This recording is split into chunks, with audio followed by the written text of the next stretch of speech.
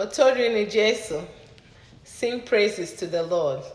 This is the third Sunday in Advent, the joyful Sunday.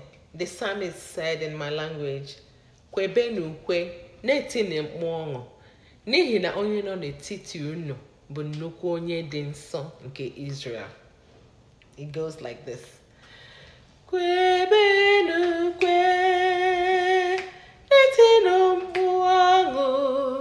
n'ihi na onye nọ n'etiti unu bụ nnukwu Onye Di Nso nke Izrel. Kwebenu na-etinu n'ihi na onye nọ n'etiti unu bụ nnukwu Onye Di Nso nke Izrel. Ezie, Chineke bụ onye nzoputa m. Enwere m nchekwube, egwu agaghi atụ m, n'ihi na Dinwenu bụ ike m, ukwe m, ọ bụ onye nzoputa m. Unu ga-eji ọṅụ kuru mmiri n'omi nke nzoputa. Na-enyenu Dinwenu ekele, Na-etonu aha ya.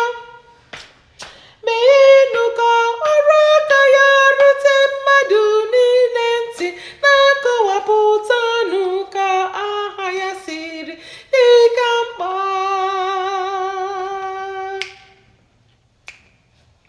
Buoronu Dinwenu abụ ọma, n'ihi na ọ rụrụ ọrụ ọma. Meenu ka anụ ya n'ụwa niile, ndị nke Zayon.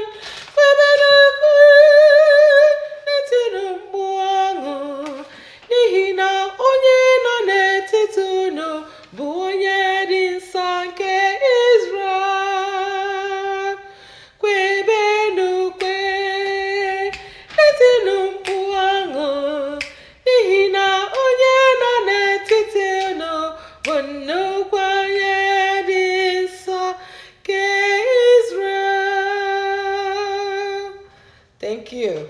Let's prepare for the coming of the Lord. Rejoice in the Lord always. Amen.